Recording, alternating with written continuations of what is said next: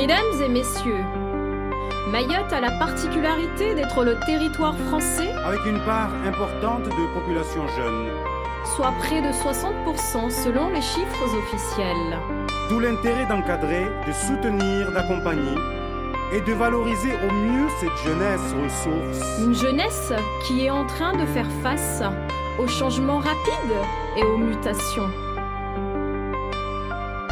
Nul doute que l'événement le plus marquant de l'année 2015, ayant touché, marqué et ému nombre de jeunes Mahorais, est celui du décès survenu de ce jeune étudiant qui habitait au nord de la France, à Villeneuve-d'Ascq. Un événement tragique pour tous parents et jeunes Mahorais. Qui part hors Mayotte pour la poursuite de ses études.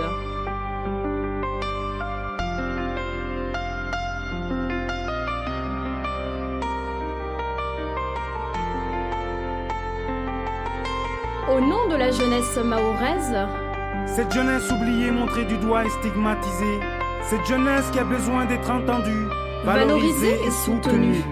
Cette jeunesse qui a besoin d'espoir, mais surtout de leaders capables d'insuffler en elle l'envie de se battre, de se lever tous les matins en quête d'opportunités nouvelles.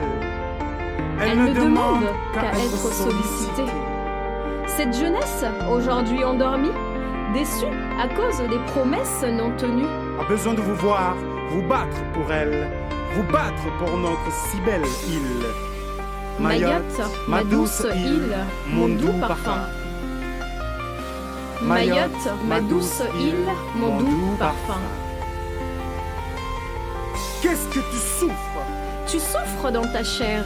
Car aujourd'hui, tu ne crois plus en toi. Tu perds tes repères, ton courage. Je te vois sombrer petit à petit dans la solitude, la déchéance et la tourmente. Alors je dis stop! Stop, car je ne supporte plus de te voir ainsi.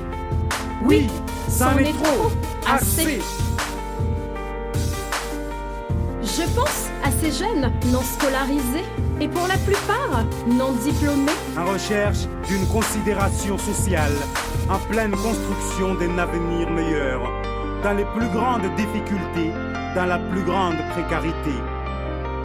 Ces jeunes-là, pour lesquels la vie ne leur a pas souri, qui voient leurs besoins et attentes en matière de formation, en matière de dispositifs d'aide, toujours non satisfaits. Je pense à ces jeunes collégiens et à ces jeunes lycéens qui ne trouvent aucune occupation et pourtant notre île est une terre de culture, d'histoire, de sport. Qui se doit d'être accessible à tous les jeunes. Je pense à ces jeunes diplômés qui retournent sur l'île avec une forte envie de contribuer au développement social, économique et durable. Mais qui, malheureusement, une fois sur place, sont déçus du contexte et pour certains, repartent. Je pense à ces jeunes entrepreneurs, potentiels créateurs d'activités, qui ont besoin de soutien dans la réalisation de leurs projets ou dans la pérennisation de leur activité.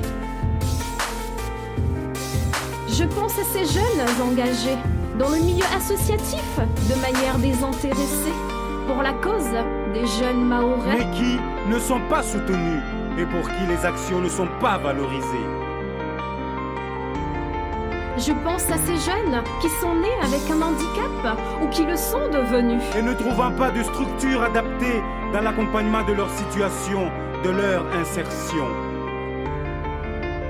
Je pense à ces professionnels en contact direct avec cette jeunesse au quotidien. Vivant au plus près d'elle sur le terrain, partageant leurs problèmes en temps réel. J'ai compris que le changement, c'est dans l'évolution. Nous voyons en vous, mesdames et messieurs, des fédérateurs, des initiateurs, des accompagnateurs, des femmes et des hommes d'expérience et d'action pour cette jeunesse mahoraise.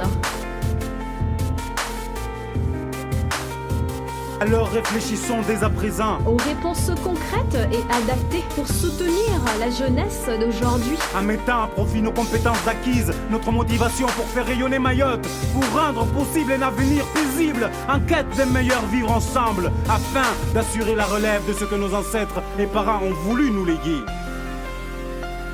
Celle-ci, lorsqu'elle sera bien formée, encadrée et préparée, se chargera d'écrire l'histoire des seuls de demain, en prenant part à la conception de la politique de la jeunesse adaptée à la réalité de notre territoire. pour un avenir meilleur et durable.